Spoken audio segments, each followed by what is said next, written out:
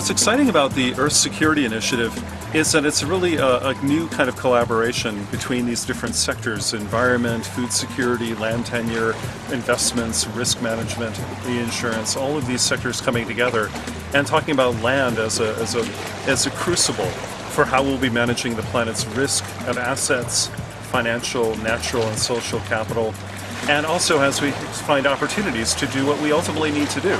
That is provide for 9 billion people in the future a good way of life while preserving the environment for future generations. Here are huge opportunities to improve natural capital and the plight of people living there while increasing productivity, and that this is possible.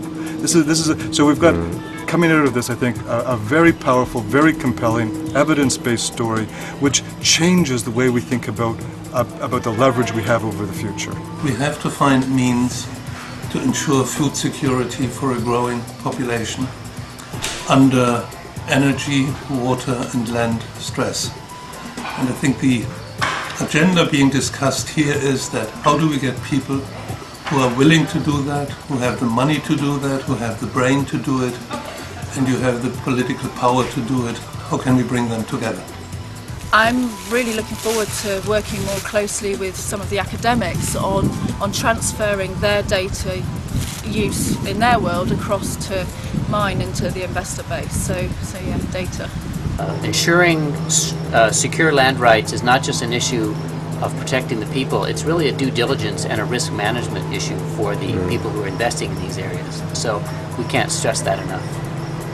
Food security, land security, as a huge risk to institutional investors of the kind which isn't priced into the way that institutional investment happens today. So there's a time bomb, a preventable surprise ticking away in the portfolio of large institutional investors. It's clear from this data that there is a disparity between or across the boundary. You need to start linking these boundaries or breaking these boundaries down, whether it's within a sector or across supply chains or across the world. These boundaries have to be broken down, and the data is pushing us in that direction. It has to be done that way. And I think this is what is moving myself in Embrapa into this initiative, because Brazil is a very important player in terms of agricultural production in exports. And in the context of land and food, that clarity and tightness of that discourse, a new discourse directly between scientists, civil society NGOs, and the investment community. The key message for the Earth Security Initiative is let's take this and let's now dream big and let's be very bold in creating this inspiring, compelling vision for the future. The power of capital can be leveraged for positive social and environmental change, given our current and forthcoming planetary limits.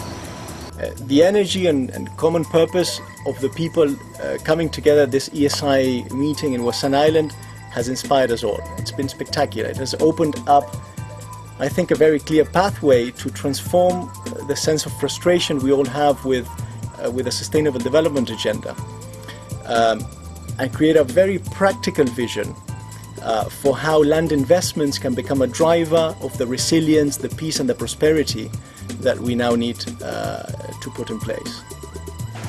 One thing that was really memorable from this meeting was how everyone really was inspired in a way that is very atypical for meetings like this.